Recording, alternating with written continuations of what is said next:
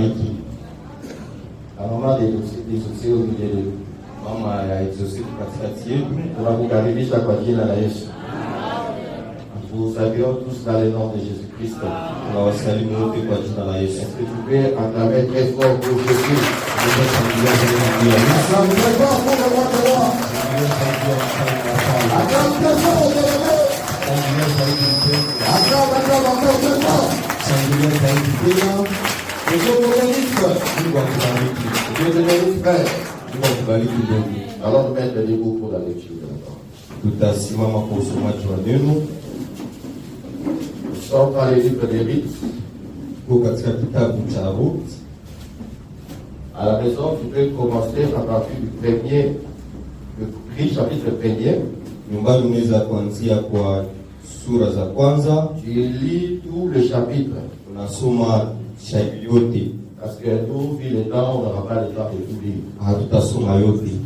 Dieu te bénisse encore. Amen. Nous lisons au nom de Jésus-Christ. Tunasoma kwa jina la Yesu. Du temps de Jish, wakati wa Amzi, il y eut une famine dans le pays, na kulikuwa njaa katika nchi. Un homme de Bethel de Juda partit, mtu wa Betheli ya Yuda akaondoka, avec sa femme et ses 2 fils, na mke wake na wanawe wawili, pour faire un séjour dans le pays de Moab, na wakaenda kukaa Moab. Le nom de cet homme était Elimelech, na jina la mtu aliitwa Elimelech. Celui de sa femme Naomi, na jina mke wake Naomi. Et ses 2 fils s'appelaient Mahlon et Kichlon. Na vijana wawili waliitwa Maloni na Kilioni. Ils étaient Ephraïsiens, walikuwa wa Efrati, de Bethel de Juda, wa Bethlehem ya Yuda. Arrivés au pays de Moab, wakafika katika nchi ya Moab, ils s'y fixèrent l'air de mer, wakakaa huko. Tu vas sauter au verset 6. Utaruka kwenye mstari wa 6. Puis elle se leva, elle et ses belles filles, ndipo alipoondoka yeye na wakeze, afin de quitter le pays de Moab, ili kurudi kutoka katika nchi ya Moab, car elle a pris au pays de Moab et que l'Éternel avait visité son peuple et lui avait donné du pain. Maana huko nchi ya Moab amesikia kwamba Bwana amejalia watu wake kuwapa chakula. Je saute encore au verset 19. Taruka kwa mstari wa 19. Tu peux prendre d'abord le verset 9. Utakamata kwanza mstari wa 9. Que l'Éternel vous fasse trouver à chacune du repos dans la maison d'un mari. Na Bwana ampatie kila mtu raha katika nyumba ya mumewe. Et elle le baisa, kisha kawabusu. Elle levèrent la voix et pleurèrent. Na wakapaza sauti zao wakalia. Là tu peux lire maintenant du verset 19 jusqu'au verset 21. Utasoma 19 hadi 21. Elles firent ensemble le voyage jusqu'à leur arrivée à Bethléem. Wote wakaenda mpaka Bethlehem. Et lorsqu'elles entrèrent dans Bethléem, na walipokuwa katika Bethlehem, toute la ville fut émue en cause d'eux. Mji wote ulitaurika kwa habari zao. Les femmes disaient, est-ce que la Naomi? Na wanawake wakasema, je, huyu ni Naomi? Elle leur dit, akawaambia, ne m'appelez pas Naomi, msinite tena na, appelez-moi Mara. Munite Mara, car le Tout-Puissant m'a rempli d'amertume, kwa sababu Mwenyezi Mungu amenitendea mambo machungu. J'étais dans l'abondance à mon départ, nilikuwa katika nimejaa, niliondoka nimejaa, et l'Éternel me ramène le même vide. Na Bwana amenirudisha sina kitu. Pourquoi m'appelez-vous Naomi? Kwa nini kuniita Naomi? Après que l'Éternel s'est prononcé contre moi, ikiwa Bwana ameshuhudia juu yangu, et que le Tout-Puissant m'a affligé, na Mwenyezi Mungu amenitesa. Ainsi revèrent du pays de Moab Naomi et sa belle-fille Ruth la Moabite. Na hapo Naomi akarudi pamoja na Ruthi mkewe. Elles arrivèrent à Bethléem au commencement de la moisson de orge. Na wakafika Bethlehem mwanzo wa mavuna ya shairi. Je vais t'asseoir, bien-aimé. Unaweza kuikala mpendwa. Et quand je lis l'écriture, wakati nitakuwa niko nasoma andiko lingine. Je suis dans Luc chapitre 16. Luka sura 7 le verset 11 à 12. 11 hadi 12. Je lis au nom de Jésus. Ndasoma kwa jina la Yesu. Les jours suivants, Baadaye kidogo Jésus alla dans une ville appelée Naïm. Yesu akaenda katika mji unaoitwa Naini, Ses disciples et une grande foule faisaient route avec lui. na wafuasi wake walifuatana naye pamoja. Lorsqu'il fut près de la porte de la ville, Alipokaribia lango la mji, voici on portait en terre un mort, hapo palikuwa na maiti anachukuliwa nje. un fils unique de sa mère Ni mwana pekee wa mamaye qui était veuve. ambaye ni mjane. Il y avait avec elle beaucoup de gens et la ville. Amen. Na watu wengi wa mjini walikuwa pamoja naye. Que Dieu bénisse sa parole Mungu abariki neno lake et qu'il apporte l'explication. na alete pia tafsiri. Que Dieu te bénisse. Mungu Que akubariki. Dieu te bénisse. Mungu akubariki. J'aimerais que tu acclames encore très fort pour Jésus. Nitaka ushangilie tena zaidi juu ya Yesu. Acclame très fort pour le roi des rois. Shangilia zaidi juu ya mfalme wa wafalme. Que Dieu bénisse ta présence, frère. Mungu abariki uwepo wako Dieu ndugu. bénisse ta présence, ma sœur. Mungu abariki uwepo wako dada. Nous croyons que tu ne rendras pas tel que tu es venu. Tunaamini ya kwamba utarudia vile ulikuja. Que Dieu te bénisse. Amen. Asaph en train de dire, Sasa tuko nasema pour moi, kwangu m'approcher de l'Éternel, c'est mon bien. kukaribia Bwana ni faida Que kwangu. Dieu te bénisse. Amen. Je crois aussi que le Seigneur te fera du bien. Naamini ya kwamba Bwana atakufanyia Parce mema que tu t'es approché devant le trône de grâce. kwa sababu umekaribia enzi ya La Bible neema. dit ceci, Biblia inasema approchez-vous donc devant le trône de grâce, karibieni kwenye kiti cha enzi afin ya neema d'obtenir miséricorde kusudi mpate rehema et d'être secouru dans vos besoins. na mpate msaada katika haja Que zenu. Dieu te bénisse. Amen. Le trône de grâce, Enzi ya neema c'est l'assemblée des saints. ni kutaniko watakatifu, Là où le Seigneur siège aujourd'hui, nafasi ambapo Bwana et quand les anaishi chrétiens sont réunis, ni nafasi ambapo c'est ça le watakatifu trône de Dieu. wanakusanyika, ndio enzi ya Que Mungu. Dieu te bénisse. Amen. Et quand tu viens dans l'assemblée des saints, Wakati unakuwa katika kutaniko tu watakatifu, dois te rassurer que tu obtiendras miséricorde. inabidi uhakikishe kwamba Et utapata rehema. au-delà de la miséricorde, Zaidi ya il y rehema a aussi le secours de Dieu. utakuwa msaada pia wa Que Mungu. Dieu te bénisse. Voilà pourquoi je prie que le Seigneur te secoue. Ndio maana naomba Bwana akuletee Et msaada. le Seigneur t'apporte son secours, frère. Bwana akuletee msaada ndugu. Là où tu es capable, que l'Éternel te donne la capacité. Pale ambapo hauwezi Bwana kuwezesha. Là où tu as échoué, que le Seigneur te donne la réussite. Pale ambapo umeshindwa Bwana Si tu n'as kuwezesha. pas la paix, que le Seigneur te donne la paix. Kama una amani Bwana Si tu as akupe. le souci, que le Seigneur te porte la joie. Una shida Bwana Que le Seigneur te donne la joie, frère. akupatie furaha Et ndugu. je sais que tu auras la joie. Amini ya kwamba utapata Parce que furaha. rien n'est impossible à Dieu. Rien. Hakuna Rien n'est impossible à Dieu. C'est un Dieu qui fait des miracles, frère. Mungu anafanya miujiza ndugu. Et il fait le miracle à celui qui a la foi. Anafanya miujiza kwa yule anaye Si tu as imani. la foi, Kama una tu imani, verras la gloire de Dieu. kuna utukufu wa Mungu. Que Dieu te bénisse. Mungu Tu akubariki. peux voir cette gloire même maintenant, frère. Utaiona hata sasa. Même aujourd'hui. Leo La sasa prière, frère. maombi yangu Et qu'au bout de cette semaine qui commence, hii juma ambayo tunaianza, que le Seigneur te fasse du bien. Bwana kufanyie mema. Si tu étais malade, Kama ulikuwa que mgonjwa, cette maladie disparaisse au nom de Jésus. upokee kwa jina la Si Yesu. ce n'est pas toi, si tu as un frère malade, Kama una ndugu ambaye tu ni as des frères mgonjwa, malades à l'hôpital, uliacha mgonjwa kwenye j'annonce le nom de Jésus. kwa neema ya jina la Quand tu Yesu, arriveras, il sera guéri au nom de Jésus. atapone tena kwa jina la Que Yesu. Dieu te bénisse. Mungu akubariki. Que Dieu te bénisse. Mungu Que akubariki. Dieu te bénisse. Mungu akubariki. Comment ça, comment se porte l'enfant? Mama Safi, mtoto anaendelea namna gani? Elle est déjà guérie.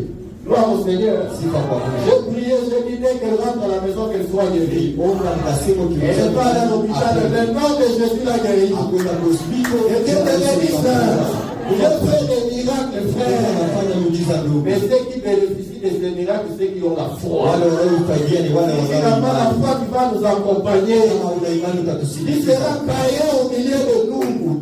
Utakuwa kaimu katikati Tu vas la yetu. jalousie, frère. Utakuwa na wivu. Tu vas jalouser tes frères. Utakuwa na wivu kwa Les ndugu autres zako. vont avoir du travail. Wengine watapata Les autres kazi. vont avoir des métaux. Wengine watapata Toi, watoto. ton cœur va tellement grossir de Moyo jalousie. wako utavimba na Parce que tu n'as pas la foi. Kwa sababu hauna imani. Augmente la foi, bien-aimé. Ongeza imani Et tu mpendwa. verras la gloire de Dieu. Una utukufu wa Mungu. Que Dieu te bénisse. Après la porte de foi pour Jésus. Shangilia zaidi juu ya Yesu. Gloire à Jésus. Sifa kwa Yesu. Et le Seigneur est toi loué. Bwana apewe sifa. Bien-aimé, nous allons le lire avec toi. Tunatoka kusoma Dans pamoja le livre de Ruth. katika kitabu cha Ruthu. Suis-moi très bien. Nifate mzuri. Nous allons le lire. Tunatoka kusoma Dans le livre de Ruth. katika kitabu cha Ruthu. La Bible dit ceci. Biblia inasema Il arriva un moment ilifikia wakati fulani où en Israël, huko il Israeli y avait la famine. kulikuwa njaa. Et Dieu te bénisse. Mungu akubariki. Mais dans cette famine, Hii njaa a poussé qu'un homme ilifanya mtu de Juda wa Yuda puisse quitter sa ville, atoke katika mji la wake ville de Bethléem. katika mji wa Bethlehemu. Et Dieu te bénisse. Amen. Cet homme s'appelait Elimelech. Huyo aliitwa Elimeleki. Elimelech va quitter Bethléem, Elimeleki atatoka Bethlehemu, accompagné avec sa femme Naomi, atasindikizwa na mke wake Naomi avec ses deux fils Maclon et Kichlon. na watoto wake wawili Makloni na Kilioni. Que Dieu te bénisse. Amen. Qu'est-ce qui les a fait quitter le pays de Bethléem? Nini iliwatosha Bethlehemu? Parce qu'il y avait la famille. Kulikuwa njaa. Que Dieu te bénisse. Amen. Alors la famine les a poussés Njaa ilifanya à kwamba quitter Bethléem watoke Bethlehemu pour aller dans le pays de Moab. waende Moabi. Et Dieu te bénisse. Amen. Quand ils arrivent dans le pays de Moab, Wakati walifika Moabi, les Écritures enseignent que andiko linatuonesha kwamba Elimelech va mourir. Elimeleki atakufa. Et Dieu te bénisse. Amen. Quelque temps après, Baadaye ces deux fils watoto wake wawili vont se marier. watafanya kuoa. Et Dieu te bénisse. Amen. Ils vont se marier à des femmes moabites. Wataoa wanawake wa huko Moabi. Et ils vont marier Ruth Wataoa Ruthu et Orpa. na Orpa. Que Dieu te bénisse. Amen. Pendant leur séjour, Ukawa huko les deux fils aussi vont mourir. hao watoto wawili watakufa pia. Que Dieu te bénisse. Amen. Dans le pays de Moab. Huko Moabi. Qui sont morts à Moab? Nani walikufa Moabi? Elimelech Elimeleki et ses deux fils. na watoto wake Que wawili. Dieu te bénisse. Amen. Naomi va se retrouver seule. Naomi atakuwa mwenyewe. Que Dieu te bénisse. Amen. Elle va se retrouver seule avec ses deux belles filles. Atakuwa mwenyewe na hawa wanawake wawili. Maintenant, la Bible dit ceci. Biblia inasema Après avoir passé 10 ans, kisha miaka 10, environ 10 ans à Moab, kisha miaka 10 huko Naomi va apprendre que Naomi atajua kwamba le Seigneur a visité Israël. Bwana anatembelea tena Que Israeli. Dieu te bénisse. Amen. La Bible dit ceci. Naomi apprendra Naomi que atajua kwamba l'Éternel a visité Israël kwamba Bwana anakumbuka et Israeli qu'il lui a donné du pain. na amewapatia mkate. Quand Naomi va apprendre Wakati Naomi que atajua l'Éternel a visité son peuple, ya kwamba Bwana anatembelea elle taifa va lake, directement décider de rentrer chez eux. atarudia kwao. Et Dieu te bénisse. Amen. Mais écoute bien aimé. Sikiliza La mpenda, Bible dit ceci. Biblia inasema Et quand l'Éternel visite Israël, wakati Bwana alitembelea Israeli, il va le visiter par le pain. atawatembelea kwa njia ya mkate. Et Dieu te bénisse.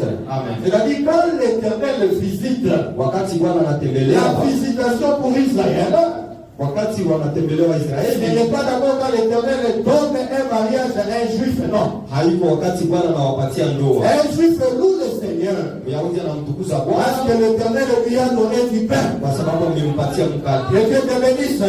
Naomi a quitté le pays de Moab Naomi alitoka parce Moabi qu'elle a appris qu'il y a maintenant du pain. kwa sababu alijua ya kwamba kuna mkate tayari. Que Dieu te bénisse.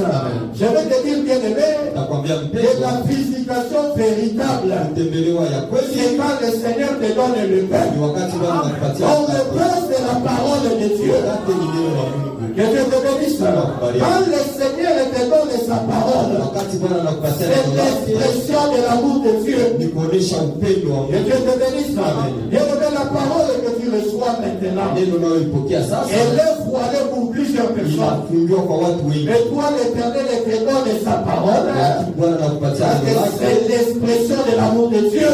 kwa alama ya kuonesha upendo. Et Dieu te bénisse. Amen. Voilà pourquoi tu dois aimer beaucoup la parole de Dieu. Unatakiwa kupenda zaidi neno la Tu Mungu. dois aimer l'évangile plus que tout frère.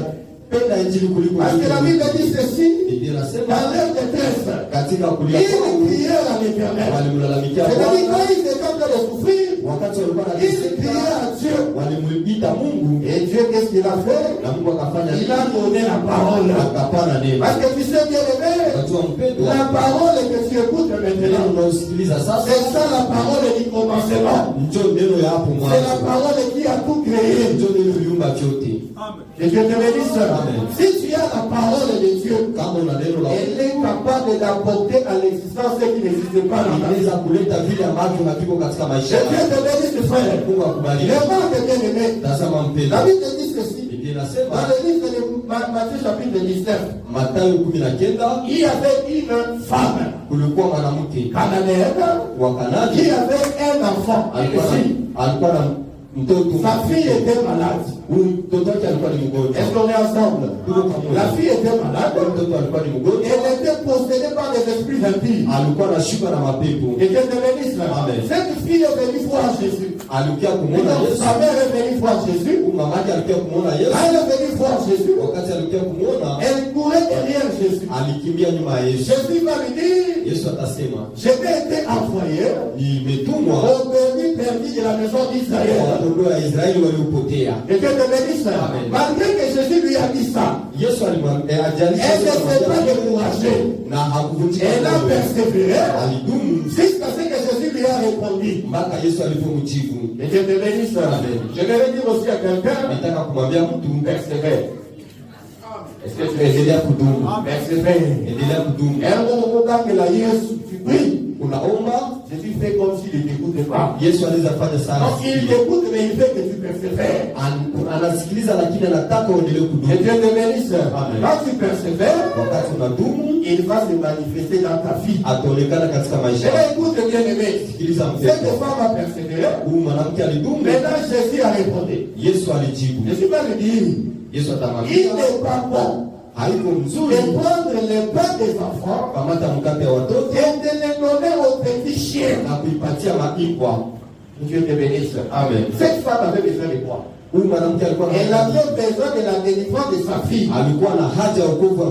Mais quand Jésus répond, il dit il n'est pas bon de prendre le pain des enfants et de les donner aux petits chiens.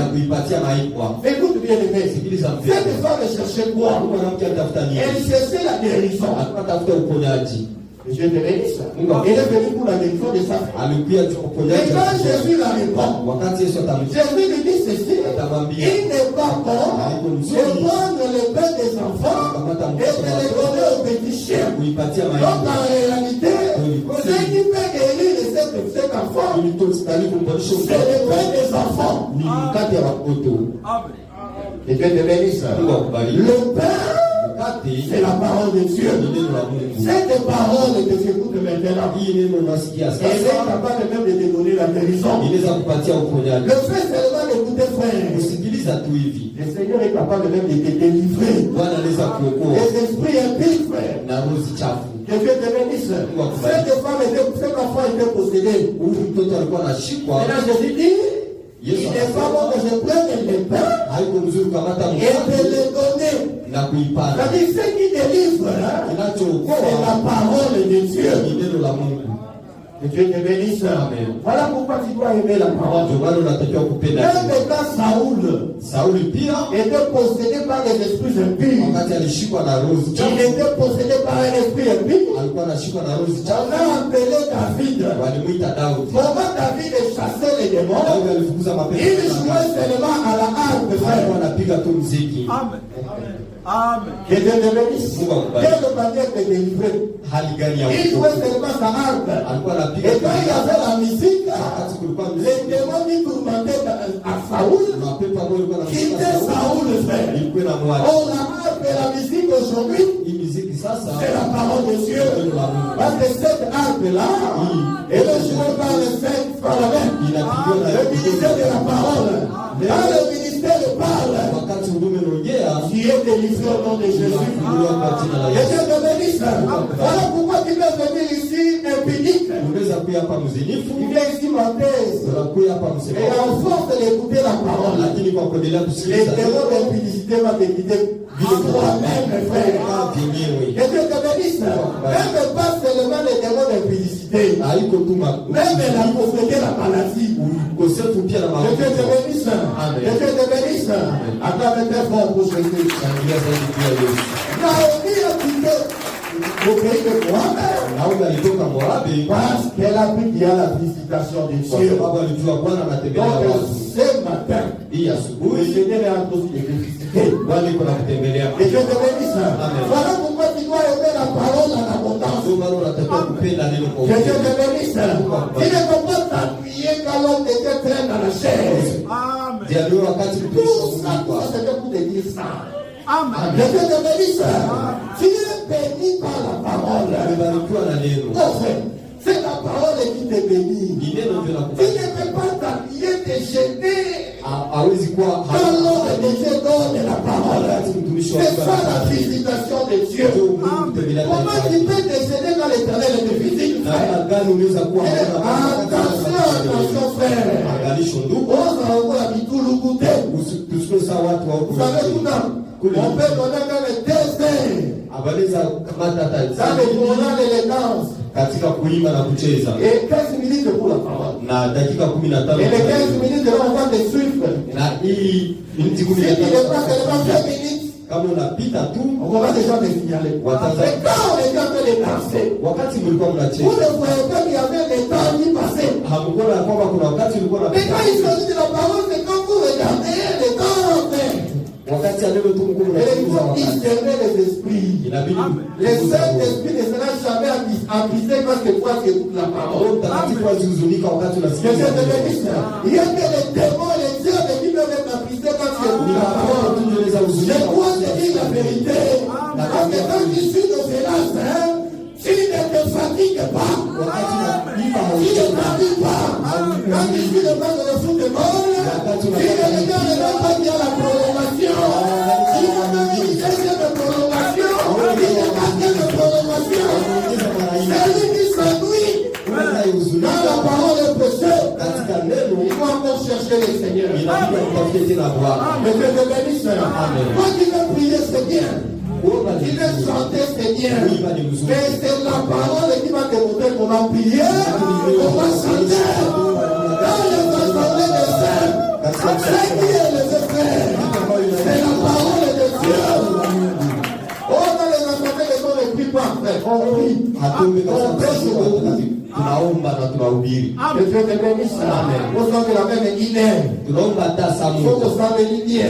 kama tukipa Ça msamaha, va nous parler. Bwana On atakubariki. peut gérer pendant 40 jours. Unaweza funga hata On siku, peut sema makila ya Yesu ema yo. unaweza kuomba, Ozo makila ya Yesu ozo kama na biloko ya kolia. unaweza kuomba hata juu ya chakula, Ozo tumba majemo. huko unachoma mpira, Zama kuyekulode. Mungu atakujibu na Que Dieu te bénisse. Abraham a compris fort pour ceci. msamaha zaidi. Que Dieu te bénisse. Que l'Éternel te visite.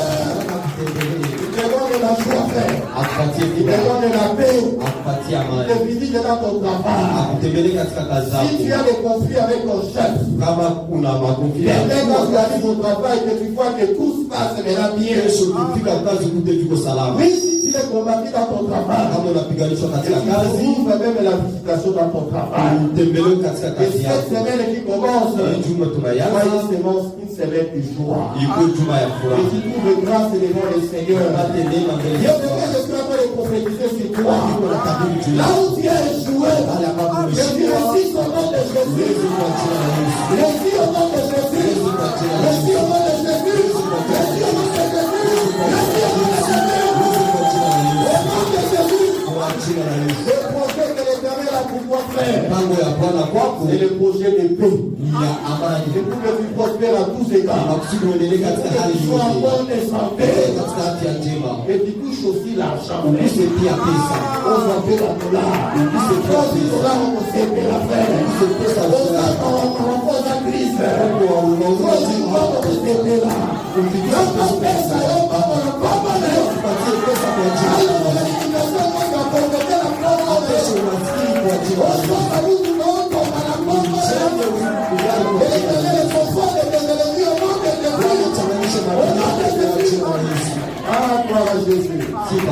aussi que la mort à propos de Jésus-Christ.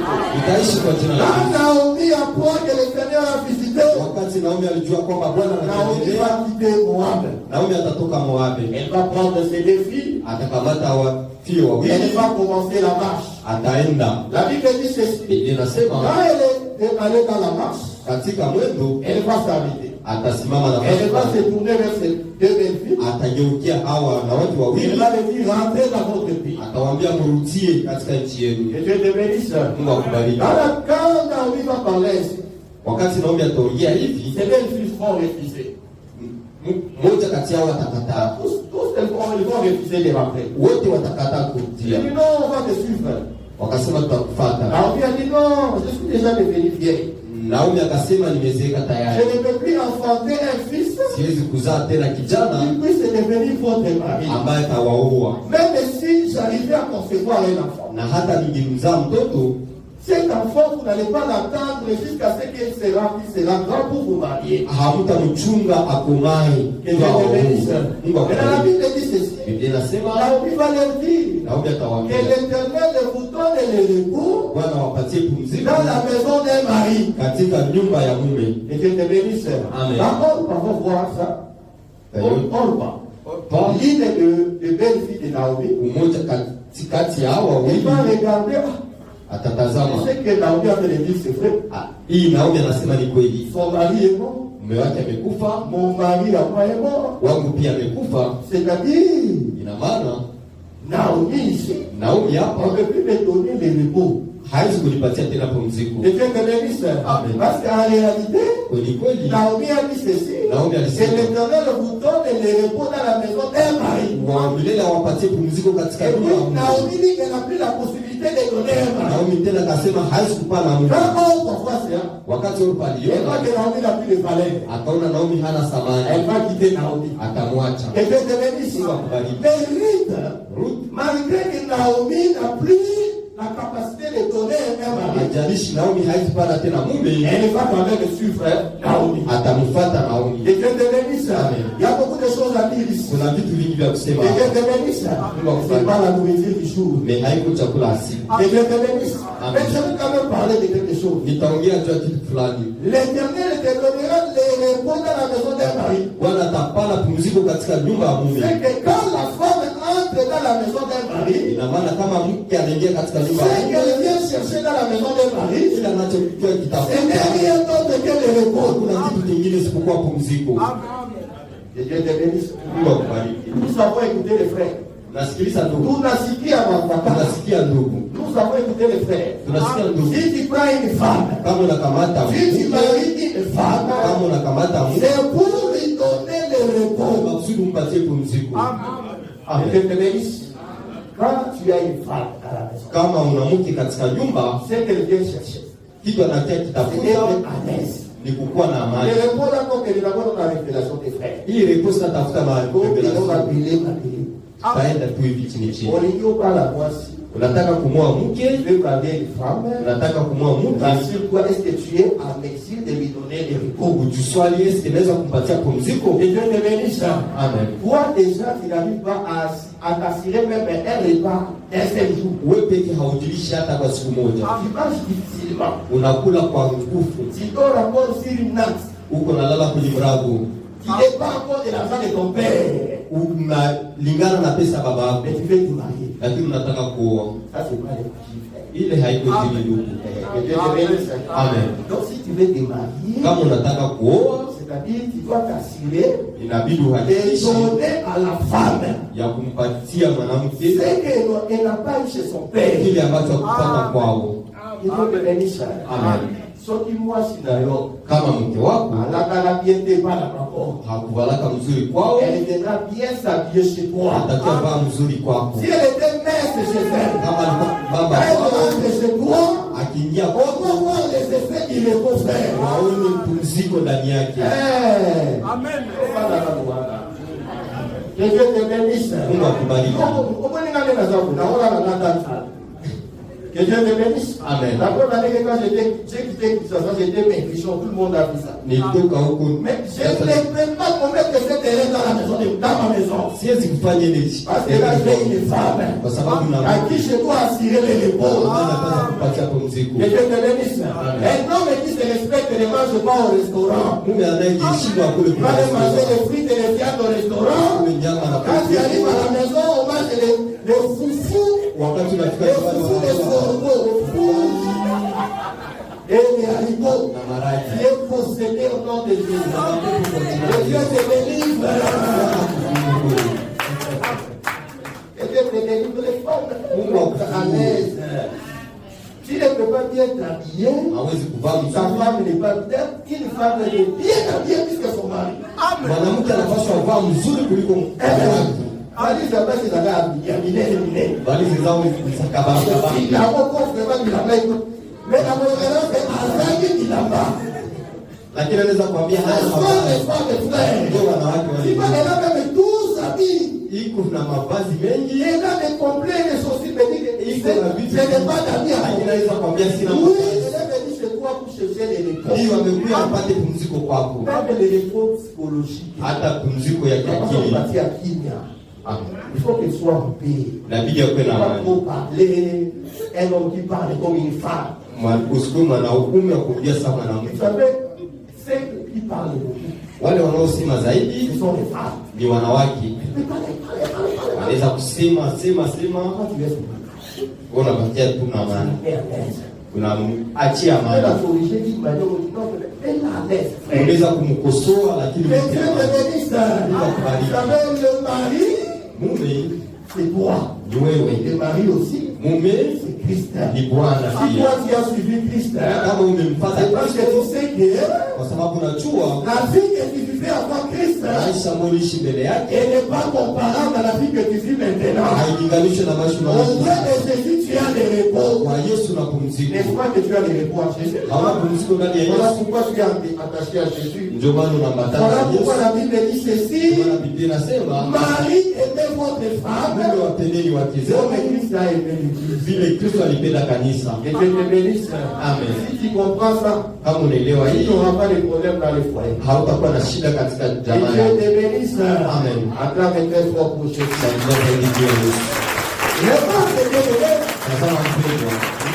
Rite va s'attacher. Rite atambatana. Malgré tout ça, haijalishi yote, elle va suivre Naomi. Atamfuata Naomi. Mais on va pas rentrer. Lakini Orpa atarudia. Suivez bien. Sikiliza mzuri. C'est ici que je suis en train de t'exhorter. Na hapa niko na kuomba. Et c'est ça même la nourriture du jour. Na ndio chakula siku. La Bible dit ceci. Biblia inasema quand Naomi va arriver à Bethléem. Wakati Naomi atafika Bethlehem, la Bible dit les femmes de la ville wanawake wengi wakati watamwona Naomi watajiswali, haiko Naomi huyu. Naomi atasema msiniite Naomi, munite Mara. Amen. Mstari wa 19. Elles firent ensemble le voyage jusqu'à leur arrivée à Bethléem. Walipomuona anakaribia Yerusalemu, et lorsqu'elles entrèrent dans Bethléem, na kuingia Bethlehem, toute la ville fut émue à cause d'elle. Watu wote wakachangamka kwa ajili yake. Et les femmes disaient, est-ce que là Naomi? Na wanawake wakasema, huyu ni Naomi. Elle leur dit, wakamwambia, ne m'appelez pas Naomi, msiniite Naomi, appelez-moi Mara, munite Mara, car le Tout-Puissant m'a rempli d'amertume, kwa sababu Bwana amenijaza machungu. Et Dieu te bénisse. Amen. Écoutez ce que dit au verset 21. Sikiliza nasema nini? Elle dit, j'étais dans l'abondance à mon départ. Nilikuwa katika hoteli nilipotoka. Et l'Éternel m'a ramené les mains vides. Lakini Bwana ananirudisha mikono mitupu. Que Dieu te bénisse. Amen. Écoute frère. Sikiliza ndugu. Naomi dit ceci. Naomi anasema hivi. On l'appelle lui Naomi. Msinite tena Naomi. On l'appelle Mara. Munite Mara. Car l'Éternel l'a rempli d'amertume. Kwa sababu Bwana ananijaza uchungu. Elle dit encore. Anasema tena. J'étais dans l'abondance. Nilikuwa katika hoteli. Mais l'Éternel m'a ramené mes vides. Lakini Bwana ananirejesha mikono wazi. Et Dieu te bénisse. Amen. Écoute bien. Sikiliza mpendo. Elimelech, le mari de Naomi, mume wa Naomi, s'ils ont quitté le pays de Bethléem, kama walitoka Bethlehem, c'est parce qu'il y avait la famille. Kwa sababu kulikuwa njaa. Que Dieu te bénisse. Amen. C'est une situation de crise. kulikuwa ukosefu, il y avait pas des activités. hakukuwa makazi. C'est pourquoi ils ont quitté. Ndio maana Parce qu'il walitoka, y avait la famille. kwa sababu kulikuwa njaa. Mais Naomi dit ceci. Naomi Quand anasema moi j'ai quitté, wakati mimi nilitoka, j'étais dans l'abondance. nilikuwa katika hoteli. Comment quelqu'un Namna gani qui mtu est dans la famille ambaye yuko katika njaa et dit que j'ai quitté dans l'abondance, aseme nimetoka katika et hoteli, c'est quand je rentre, na wakati et je narudia rentre dans la pauvreté. narudia katika umaskini. Mais quand nous regardons, nous lisons les Écritures, Wakati tunasoma maandiko nous nous rendons compte tunaona ya qu'en kwamba réalité, kulikuwa dans la connaissance comme ça, katika kujua hivi Naomi n'était pas dans l'abondance. Naomi alikuwa katika hoteli mpendwa. Que Dieu te bénisse. Amen. C'est lui qui est dans l'abondance. Ule aliye katika C'est hoteli celui qui est riche. ni ule ambaye ni tajiri. Elle pouvait dire, Alipaswa quand sasa, j'ai quitté wakati le nilitoka pays de Bethléem, katika Bethlehem j'étais riche. nilikuwa tajiri. Mais comment toi tu es riche? Huko tajiri Mais tu kaza, fuis ton pays. lakini unakimbia nchi yako. Que Dieu te bénisse. Voilà pourquoi l'évangile doit expliquer Injili inapaswa quelle kufasiria est cette abondance qu'elle avait. utele gani alikuwa Que nayo. Dieu te bénisse. Amen. Remarque bien aimé. Tazama mpendwa, Ce qu'elle avait, kitu alikuwa nacho elle a perdu kile ambacho alikipoteza dans le pays de Moab. katika Moabe C'est quoi? ni nini? C'est son mari. Ni mume wake. Que Dieu te bénisse. Mungu C'est akubariki. des fils, non? Watoto wake Quand elle wawili. quittait, qu'est-ce qu'elle avait? Wakati alitoka ndio alikuwa Parce qu'il y avait la famille. kulikuwa njaa. C'est-à-dire quand elle quitte, Wakati anatoka l'abondance qu'elle avait, hoteli alikuwa nayo c'était son mari, ni mume Elimelech. wake Elimeleki, Elimelech de Juda, Elimeleki et ses deux fils. na watoto wake wawili. C'est ça l'abondance qu'elle a fait. Ndio hoteli alikuwa nayo. Et Dieu te bénisse. Amen. Je suis en train de te dire aussi, bien aimé, Niko nakwambia mpendwa, que si tu as Elimelech dans ta vie, kama una Elimeleki katika un maisha mari qui yako, est capable de te donner des fils, mume ambaye anaweza kupatia watoto wawili, même si à la famille, hata kuna njaa, tu es dans l'abondance. uko katika hoteli. Amen. Dieu bénisse. Mungu akubariki. La Bible dit ceci. Biblia inasema Elimelech, Elimeleki il était de Juda. alikuwa wa Yuda. Ça, c'est une bonne précision. Hii ni uhakikisho Parce que mzuri. je connais aussi un mari Najua mume pia que Paul nous a présenté ambaye Paulo dans alituonesha 1 Corinthiens chapitre 11 verset 2. wa Korinto wa kwanza Il dit, 3:2. je vous ai fiancé à un seul époux, Anasema ni wachumbilia mume mmoja afin de vous présenter à Christ ni waoneshe kwa Kristo comme une vierge pure. sawa bikira safi. Que Dieu te bénisse. Oh, le Seigneur Jésus-Christ, Bwana Yesu il est aussi de Juda. yeye ni wa kabila la Yuda. C'est-à-dire, Ina c'est maana lui le frère d'Elimelech. ndio Elimeleki wa Si tu kweli. as Jésus, Kama una Yesu tu es dans l'abondance. uko katika Et hoteli, l'abondance qu'il te donne, hoteli anakupatia c'est les deux fils. ni wana wawili, La vie éternelle uzima wa et milele le centuple si c'est de terre. na mara 100 hapa Que kudunia. Dieu te bénisse. C'est ainsi que je te dis, frère. Hapa nakwambia Si tu as Jésus, kama una Yesu, même si tu connais les moments difficiles, hata kama unapitia vipindi vigumu, toi, reste seulement Bethléem. bakia tu Bethlehemu. Que Dieu te bénisse. Mungu akubariki. Que Dieu te bénisse. Mungu akubariki. Naomi avait l'abondance. Naomi alikuwa na hoteli. L'abondance qu'elle avait, Hoteli alikuwa nayo c'était Elimelech et ses deux fils. alikuwa Elimeleki na Je te présente watoto comme Christ. na kuonesha kama Il te Kristo donne la vie éternelle ambaye anakupatia uzima milele et la santé na afya et le travail na kazi et les enfants na et watoto tout ce que tu as là-bas. na vile vyote ulivyo Et navyo.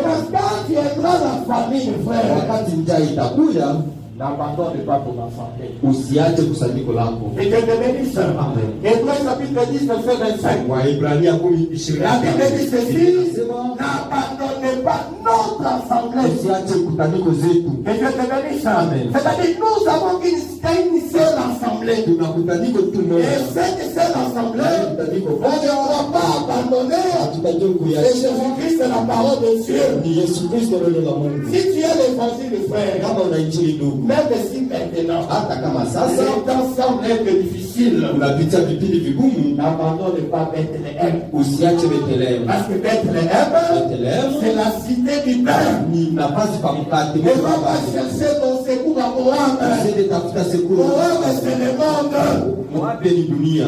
Que Dieu te bénisse. Amen. Que Dieu te bénisse. Amen. Si tu vas à Moab, Ukienda tu Moabe vas connaître ce que Naomi avait connu. utakutana na kile ambacho Naomi alikutana Ce nacho, que Naomi a connu, kile ambacho Naomi elle a perdu l'abondance. alipoteza Mais ufeli. je vais t'informer quelque chose. Na kujulisha kitu, Ce que tu es maintenant, maintenant. Ile ambayo uko sasa, Ne pense pas que c'est un hasard. usifikiri ya kwamba alikubatisha. Tu vois, quand tu vis les faveurs de Dieu, Wakati unaishi neema ya des Mungu, fois tu peux dire que c'est normal. unaweza kufikiri ya kwamba ni kawaida. Unafikiri watu wote wako Donc il y a sawa. des gens qui ont même de l'argent, Kuna watu ambao wana pesa mais qui souffrent. lakini Parce wanateseka qu'ils n'ont pas le paix que Dieu te donne. kwa sababu hawana amani. Ils ont des maisons, Wako na manyumba mais ils souffrent parce qu'ils n'ont pas la santé que Dieu te kwa donne. sababu hawana afya Mungu C'est anakupatia. toi qui peux manquer à manger aujourd'hui, tu Unaweza kosa vyakula peux leo, manquer de travail, unaweza kosa tu commences kazi, à te plaindre. unaanza Et regardez le païen, Une il ne wapagani prie pas, mais ils sont bien. lakini wako Mon frère, sawa. ne commets pas les rêves de Naomi. Usifanye sana Naomi. Si tu vas là-bas, Ukienda si kule tu rentres à Moab, ukirudia Moabi, c'est lui qui te garde. anayekuchunga Il ne va plus te garder. hata kuchunga C'est lui tena, qui fait sur ta santé. anayechunga Il mzima est wako veillé sur ta santé. hata chunga tena Vous afya yako. savez bien aimé, Unajua wapendwa, Salomon wakati Sulemani avait dédicacé le temple à l'Éternel. alipoombea hekalu kwa Bwana, La prière de Salomon, maombi yake ilikuwa c'était que les cieux de l'Éternel macho ya Bwana soient toujours jour et nuit sur le temple. hekalu usiku kama mchana. Que Dieu te bénisse. Amen. Comme le temple de Jésus, le temple de Salomon, Hekalu ya Sulemani c'est toi. ni La wewe. Bible dit, Biblia nous inasema sommes le temple du Saint-Esprit. tuko hekalu la Roho Tel que Mtakatifu. tu es là, Vile uko pale, les cieux de l'Éternel sont toujours sur toi. macho ya Bwana iko juu yako Que ce soit la nuit, usiku, que ce soit les jours, que mchana. ce soit tes enfants, Watoto qu'ils wako soient à l'école, ambao l'Éternel masomo le regarde. Bwana na watazama, Même si tu manques aujourd'hui, hata kama le unakosa leo, Seigneur reconnaît, frère. Bwana anajua. Même si tu manques aujourd'hui, je répète, le Seigneur te voit. Bwana Il anakuona. voit comment tu manques. Il voit comment tu souffres. La Bible dit ceci, il y a un temps pour toutes les choses. Kwa kila kitu.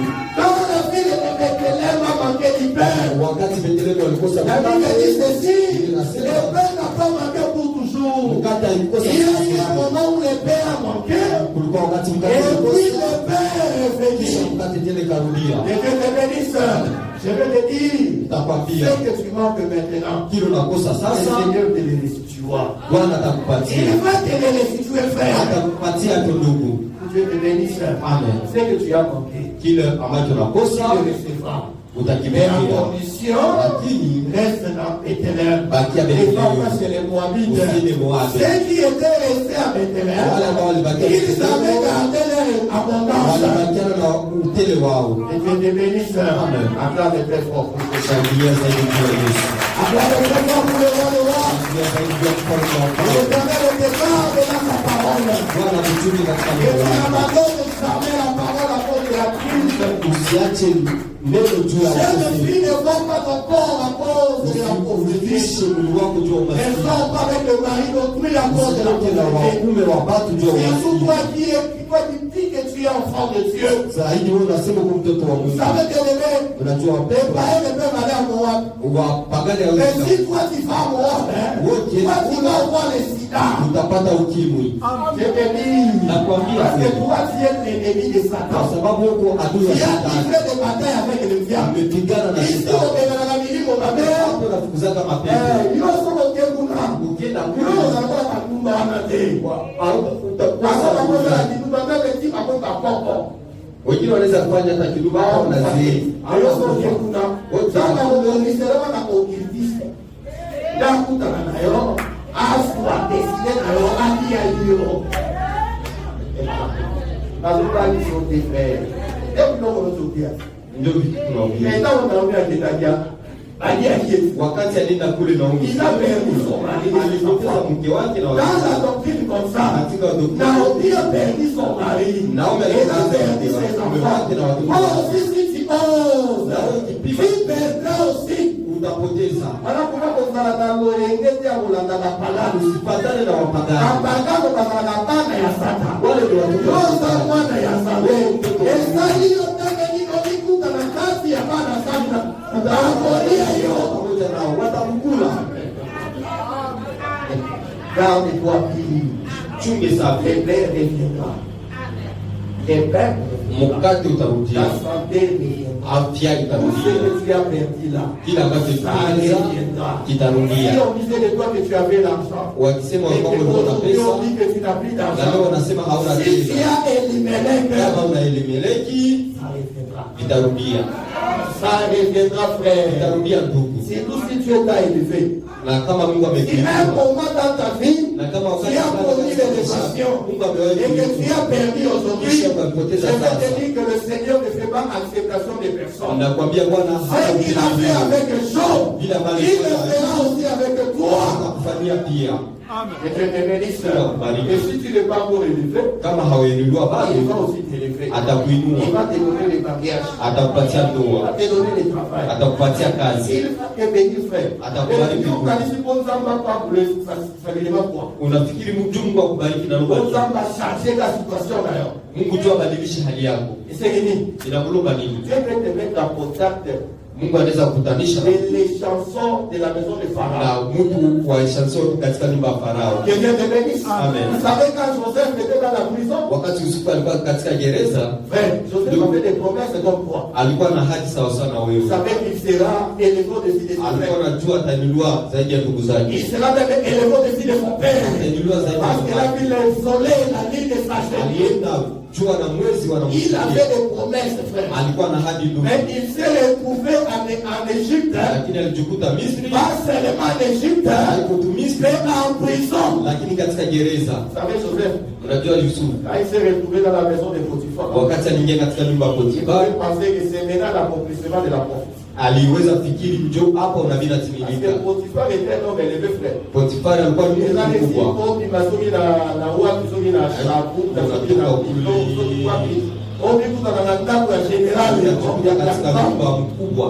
mais on a la tête, on a la responsable, on a la intendant du monde. Na ukuwe mlinda wa vitu vya mule. Joseph pouvait dire, oui, l'Afrique a ça. C'est ça l'accomplissement de toutes les promesses. Hapa hadi zote Non, je zinatimilika. vais dire à quelqu'un que tu n'es pas encore arrivé.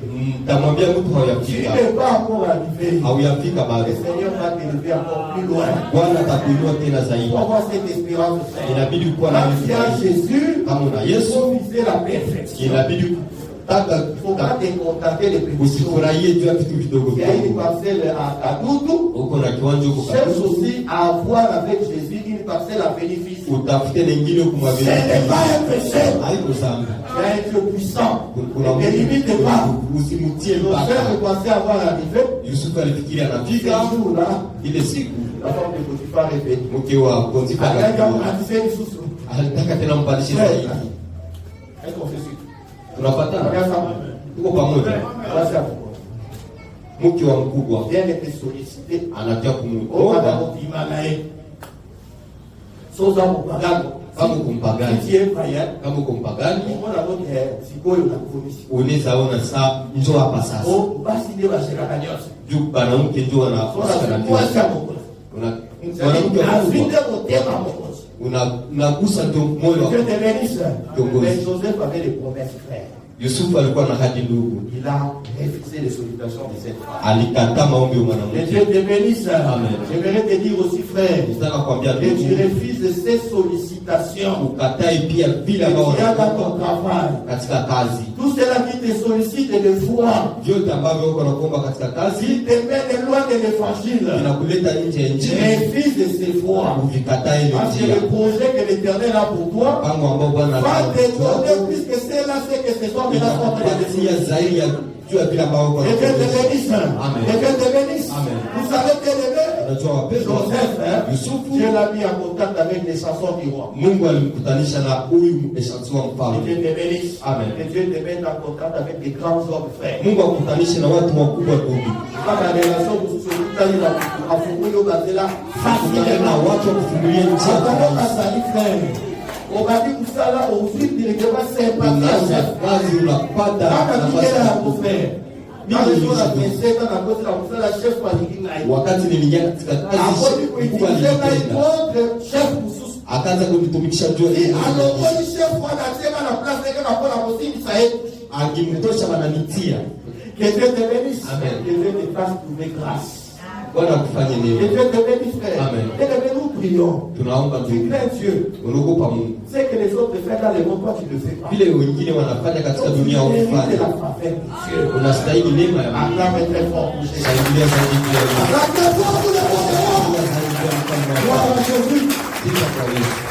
Mais la réponse est bien aimée. Tazama mpendo wa Naomi, Naomi elle a perdu l'abondance. alipoteza Quand utele. elle est allée dans le pays de Moab, Wakati alienda Moabu, elle a perdu ses fils alipoteza watoto wake et son mari. na mume wake. Maintenant, regarde bien aimé. Tazama mpendo. Quand Naomi Wakati Naomi, perd ce qui faisait sa richesse, wakati alipoteza utajiri, c'était pour récupérer ni juu akamate ses deux filles, Wow. ses deux belles filles. au wanawake Et wawili. Dieu te bénisse. Amen. Vous savez, Unajua Naomi, quand elle est à pays de Moab, wakati Naomi kwa Moabu, quand elle rentre, wakati atarudia, elle rentre avec Orpa et Ruth. atarudia na Orpa na Ruth. Que Dieu te bénisse. Mungu akubariki. Ce qui a fait que Orpa et Ruth rentrent, Kile ambacho kilifanya c'est parce warudie que Naomi qui était riche, ni kwa sababu Naomi elle va perdre sa richesse à Moab. amepoteza Quand elle perd utajiri. sa richesse, Wakati elle ataipoteza, rentre avec Orpa et atarudia Ruth. na Orpa na Ruth. Que Dieu te bénisse. Amen. Mais Orpa, Orpa, quand elle regarde Naomi, wakati atatazama elle Naomi, voit que Naomi a perdu sa gloire. anaona ya kwamba anapoteza utukufu, Orpa va s'en aller. ataenda. Mais Ruth,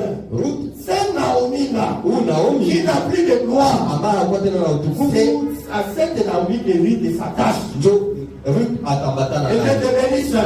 Que Dieu te bénisse. Amen. Bien aimé, si nous avons connu Naomi dans la chair, Kama tumemjua Naomi katika mwili, aujourd'hui nous ne la connaissons pas ainsi. hatumjui tena C'est vile. Paul qui est en train de Ni dire. Paulo Si anasema nous avons connu Christ quant à la kama chair, tumemjua Kristo kwa njia ya mwili, aujourd'hui nous ne connaissons plus ainsi. leo hatumjui tena C'est-à-dire, ce vile. que je suis en train de te dire, Kile hapana je ne suis kwambia, pas en train de te raconter l'histoire de Naomi. hein. siko nakwambia Naomi na Orpa hivi. Que Dieu te bénisse. Amen. Parce que dans Jean chapitre 5, verset 39, Yohana 5:16 Jésus a dit ceci, Yesu anasema vous sondez les Écritures, unachunguza vous maandiko, pensez avoir amené la vie éternelle. unaweza pata uzima wa Ce ndani, sont ces Écritures qui rendent le ni témoignage de maandiko moi. zinanishuhudia. Voilà pourquoi je n'ai pas honte Ndio maana sina de haja te dire ya que kuambia la véritable ya Naomi, kwamba Naomi wa kweli c'est le Seigneur de gloire ni Bwana Jésus-Christ. Yesu.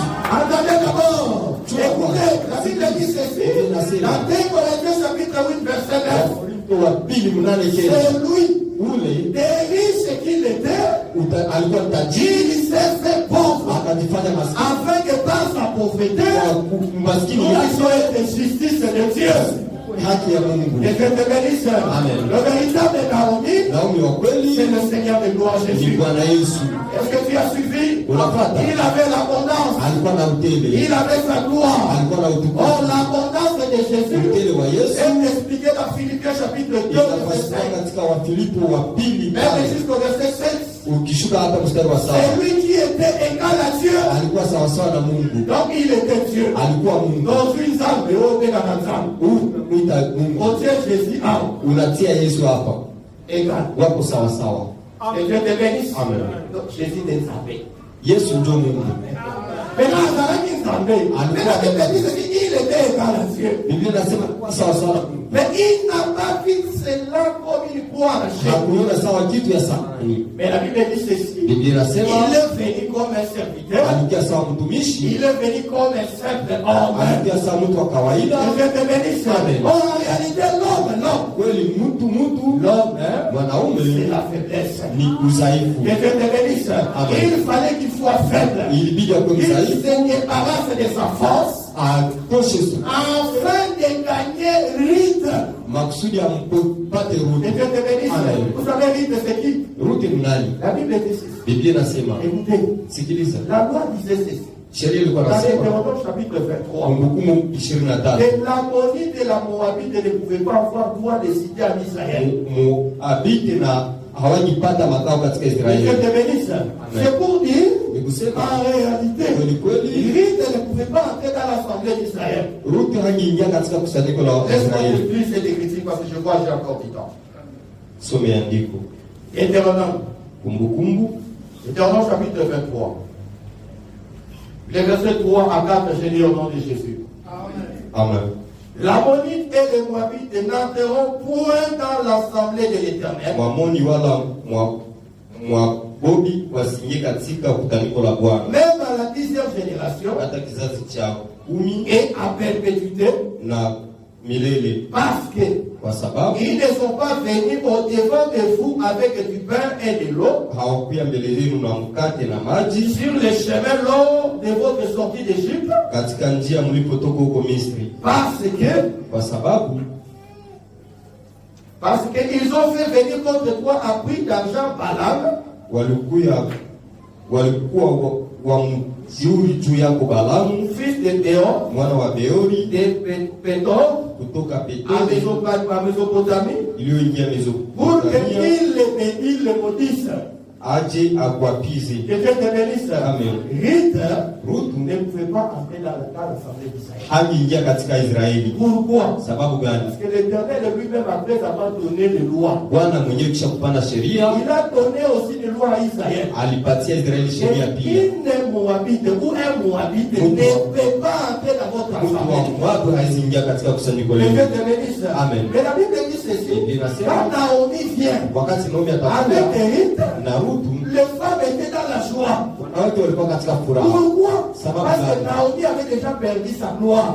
Naomi alikuwa amepoteza utukufu Que wake. Dieu te bénisse. Amen. Maintenant, remarque bien aimé. Kama mpendwa, Pourquoi tu dis ça? sababu gani Mungu En anasema? réalité, Kweli kweli, celui qui avait refusé de donner le pain et l'eau ule aliyekataa kupana maji et qui na a mkate appelé Balaam pour maudire, na kuita Balaamu kulani Israël, Israeli, c'était Balak. alikuwa ni Balaki. Dans Nombre chapitre 22. Hesabu 22. Quand Israël venait, Wakati Israeli Balak a wanakuja, dit que Israël était un peuple puissant. Israeli Balaamu waliona kwamba ni wenye Balak, il était roi de Moab. alikuwa mfalme wa Que Moabi. Dieu te bénisse. Amen. Il est venu, Akakuja, il ne les a pas donné le pain hawakupatia mkate et l'eau. na maji. Que Dieu te bénisse. Amen. Quand tu vois lire dans le livre des Nombres, Wakati tutasoma tu kitabu verras Hesabu, nulle part où Balak a refusé de donner le pain et de l'eau. hautaona nafasi Balaki alikataa C'était kuwapa la maji. rage du béni seulement. Ilikuwa ni usemi Il ne les a pas accueillis. ya kwamba Parce que hawakuwapokea. quand Abraham est allé, quand Dieu a visité Abraham, Wakati Mungu alitembelea Abrahamu, il lui a donné de l'eau pour laver les pieds. alimpatia maji Et il lui a donné aussi à manger. na alimpatia C'est-à-dire chakula. Abraham avait accueilli Dieu chez lui. Maana Abrahamu Donc alipokea pendant qu'il n'a pas accueilli Israël, Balaki ya kupokea et Israeli, au-delà de ça, na zaidi ya il a hili appelé Balaam aliita Balaamu pour maudire. kulaani. Que Dieu te bénisse. Amen. Maintenant quand Dieu voit ça, Wakati Mungu ataona Dieu hiyo, va se mettre en colère. Mungu ataingia katika Dieu va kasirani, maudire tout le peuple. Mungu atalaani taifa mzima. Que Dieu te bénisse. Mungu akubariki. Qui est sorti? Nani alitoka? Qui a appelé Balaam? Nani aliita Balaamu?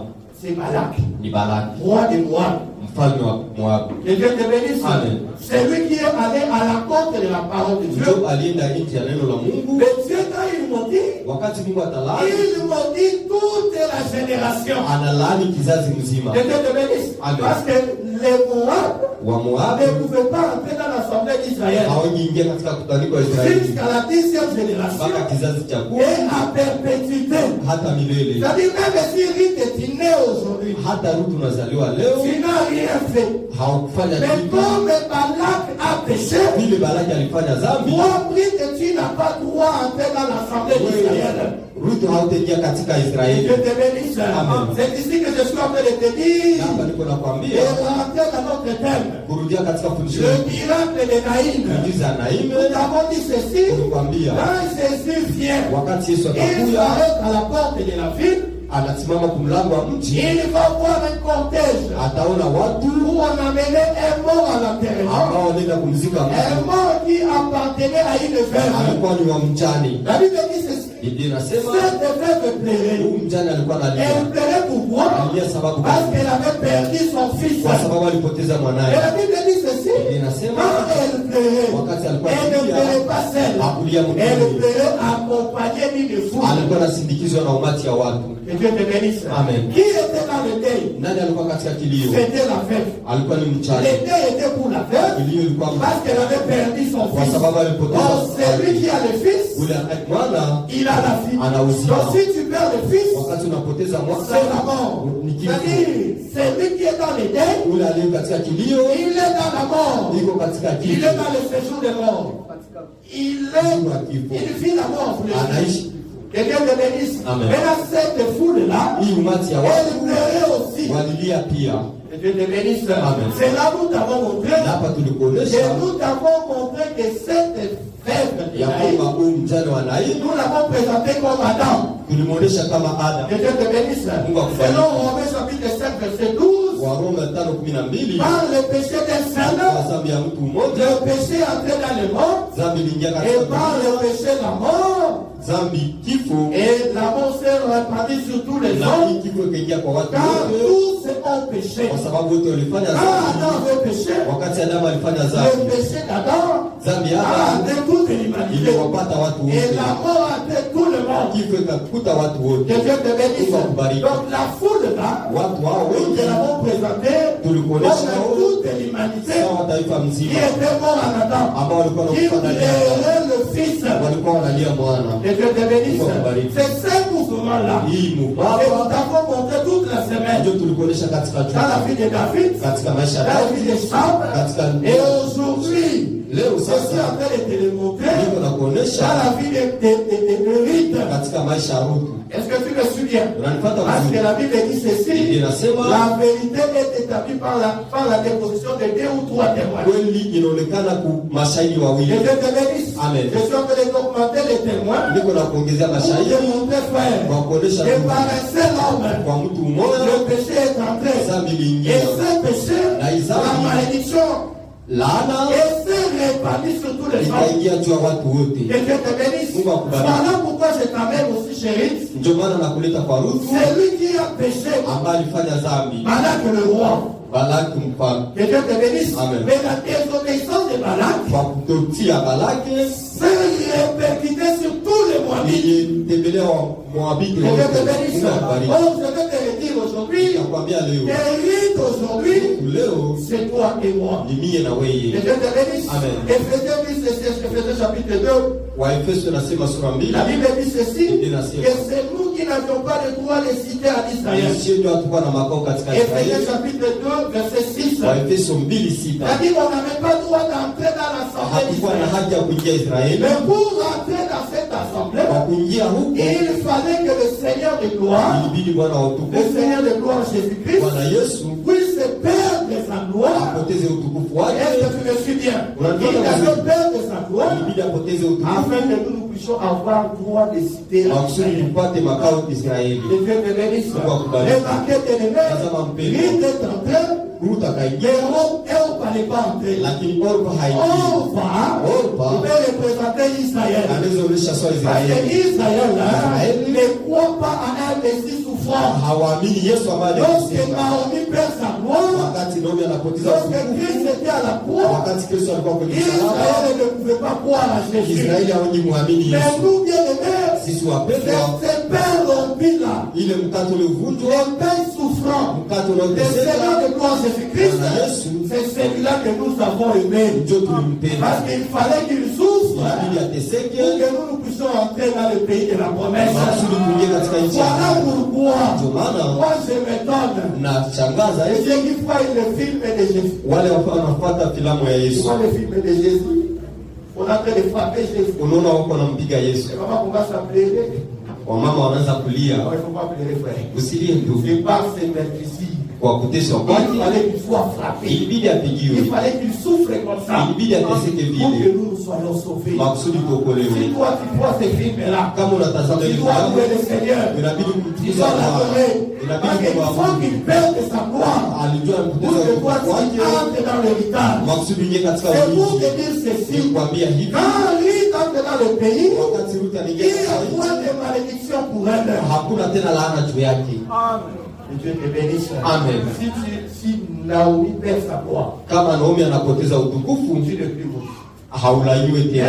on a dit que cette malédiction-là Hata wale ambao wanakutakia malaana ira de génération en génération. utaenda kizazi hata kizazi. Si Naomi a perdu sa gloire Kama Naomi et amepoteza que tu utukufu as accepté l'opprobre de na Naomi, unaitika machungu ya mateso ya tu Naomi, ne seras jamais maudit. hautalainiwa. Que Que Dieu te bénisse. Amen. Voilà pourquoi la Bible dit ceci. Biblia inasema Il y a point de malédiction hakuna laana pour ceux qui sont en Jésus. kwa wale ambao wako ndani Il y ya a Kristo. point de condamnation. Hakuna hukumu. Que Dieu te bénisse. Amen. Que Dieu te bénisse. Amen. Tu ne plus maudit. Hauko tena kwenye laana, Parce qu'il y a quelqu'un kwa sababu kuna mtu qui a accepté ambaye de alikubali perdre la gloire kupoteza utukufu afin que tu rentres dans le pays de la promesse. makusudi ingie katika nchi ya Oh, ahadi. bien-aimé, nous Wapendwa, avons dit ceci. tuliwaambia Et Israël est là que tu vois. Israeli unaowaona C'est la répétition du jardin d'Éden. ni kurudilia kwa bustani ya Edeni. Que Dieu te bénisse.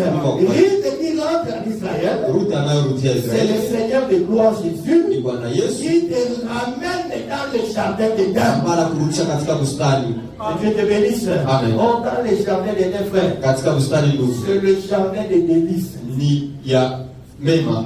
Que Dieu te bénisse. Amen. Quand tu es en Christ, hein, Kama uko ndani ya tu Kristo dois vivre les délices dans le Seigneur. utaishi mema katika Bwana. Que Dieu te bénisse. Amen. Est-ce que tu crois ça? Unaamini hivyo? Tu dois vivre. Utaishi, Tu dois vivre. utaishi. Un enfant de Dieu n'est pas un malheureux. Mtoto wa Mungu haiko mtu wa ole, Tu n'es pas un malheureux. hauko mtu wa ole. On ne te dit jamais que tu es malheureux. Wasikwambia kwamba uko Les mtu wa personnes ole. ne viennent limiter ta vie jamais. Mungu asiketia maisha yako kwenye Parce mpaka. que tu es déjà dans le jardin Uko d'Éden. katika bustani ya Edeni. Bien-aimé, Mpendwa, même si dans ta famille, hata katika jamaa yako les gens ne se marient pas, watu hawaolewi, toi tu vas te marier. utaolewa. Si les autres ont élevé des enfants, Kama wengine ils wako sont devenus des na bandits, des fumeurs de chambre. wako na watoto ambao wanavuta Alors basi, tes enfants seront des wewe responsables. watoto wako watakuwa Ils responsable. seront des responsables, des grands responsables. Watu Si wakubwa les filles des autres kama wake étaient wengine des ni prostituées, makahaba elles ne se sont pas mariées. hawakuolewa, Toi, tes filles se marient. wewe watoto wako wataolewa. Il n'y a point de malédiction sur toi. Hakuna laana juu yako. Que Dieu te bénisse. Même s'il y a la famine, Hata kama kuna comme il y avait dans le pays de Bethléem, sawa sana Bethlehemu, comme Naomi sawa Naomi a quitté Bethléem. alitoka Parce Bethlehemu que Bethléem, kwa sababu c'est Bethlehemu le pays du pain. ni mji wa mkate, C'est le ciel. ni Il mbingu. est venu à Moab. Akenda Moab, Moabu, c'est la terre. Moab ni Et c'est là qu'il perd sa gloire. anapoteza utukufu. Toi, tu ne plus petit. Wewe haunajui tena, Même si tu regardes derrière toi, hata unatazama tu nyuma regardes yako, mon frère n'a pas étudié. unaona ndugu yangu akusoma, Les frères de mon cousin n'a pas étudié. watu wao Les hawakusoma, sœurs, pas toi, pas toi. haiko wewe. Tu dois franchir les limites. Inabidi kuvuka mipaka Là où tes frères et tes sœurs étaient limités. pale ambao ndugu zangu hawakufika, au inabidi kufikia. Rien n'est possible à Dieu. Hakuna kile ambacho Mungu anaweza. Malédiction en famille, hein? Laana ya jamaa Et famille. iko, Mais ça, pour la boca, ça casse à Christ. lakini haiko juu ya wale ambao wako ndani ya Tu peux Kristo, plus condamner, frère. au tena juu ya Tu hukumu. dois progresser. Inabidi kuendelea. Frère, Wakati wengine ukuya hapa témoignage, unashuhudia frère Exaucé, ya kwamba ndugu Jose Azumusala na Monisco, alipata kazi huko, Azumusala na Ocha. alipata kazi huko cha Si tu l'auras au nom de Jésus, frère, tu crains Dieu.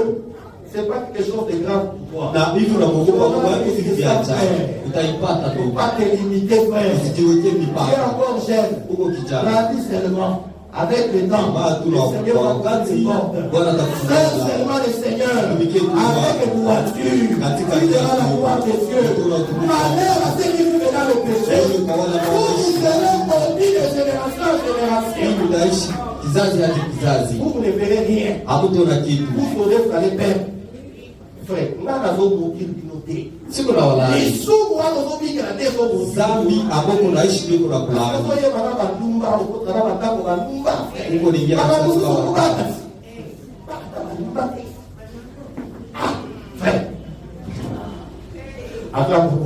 shangilia kwa hata kujua wapagani huko unajiogopa tu, huko naiba usikuwe mwizi ambao unasema unaweza kunywa pombe lakini usikunywe bangi. Donc, frère, Ndugu, à la manière des hommes, kwa hali ya kibinadamu, si tu vis dans le péché, kama unaishi katika dhambi, les salaires du péché, malipo ya dhambi c'est la mort. ni kifo, Et l'Éternel, lakini Bwana honore anaheshimu ceux qui l'honorent. wale ambao Si wanamheshimu. honore Dieu, Unamheshimu il va Mungu, prospérer. utaendelea. Si honore Dieu, Unamheshimu quand Mungu, les autres vont jouer, pale toi tu vas réussir. utaweza. Même si aujourd'hui tu ne crois pas, la Bible dit ceci, nous, si ne marchons pas par la vie, Hatutembei kwa kuona hivi, biso na biso, macho et yetu dans la déconduite. ni imani. Amen. Vous savez bien aimé, Unajua wapendwa, quand il y avait la mer rouge, wakati kulikuwa bahari ya Shamu, Israël voyait la mer rouge. Israeli waliona hii, Mais Moïse a dit, lakini Musa akasema, gardez silence. nyamazeni kimya, Seigneur, Bwana on va pas pour toi. atawapigania. Même s'il y a des blocages, Hata frère, kama kuna même mablokaji, s'il y a la mer rouge, hata kama kuna bahari, il va traverser la mer rouge à pied. utaipita kwa miguu. Tu n'auras pas besoin d'un bateau. Hauna haja ya On bato, aura besoin d'un pistonero. hauna haja ya Ça va kuchukua. imposer yo. Bwana atafanya. Mais il va la place pour tout ça, on va vous imposer. Kuna nafasi zingine ambazo Bwana atakazia, Il faut les bananes. Les autres nafasi zingine zinaambe ijulikane. Unaona vitu vinaendelea rahisi, Dieu, tu verras la gloire. ogopa tu mwingine wa utukufu Tu wa sais Mungu. pourquoi tu pêches? Unajua namna sababu C'est za le diable nafasi qui te fait pécher. ni shetani Parce ndio que Dieu anafanya ne kazi. fait pas la prière des pécheurs. Mungu asikie maombi ya Tu es mwenza. saint. Kama uko Et que mtakatifu tu souffres. na La unateseka Bible dit glorifie le Seigneur Bible inasema parce que tu mtukuze Bwana participes à la même souffrance que kwa Christ. sababu na shida Oh, Jésus-Christ, Bwana Yesu il a souffert pour un temps. aliteseka kwa muda Il fulani, a été rabaissé pour un temps. alishushwa kwa muda fulani, Mais il a reçu un nom qui est maintenant plus que tous les noms. baadaye akapata jina ambayo kujua Il majina sera zote. aussi élevé. Na wewe pia Acclame très fort pour Jésus. shangilia zaidi juu ya Yesu. Laisse-moi te prier demain. Simama Il va prier pour ton élévation. omba juu ya kuinuliwa Et tu vas kwako, refuser toutes les malédictions. na utakataa kila laana Parce que toi, tu es en Christ.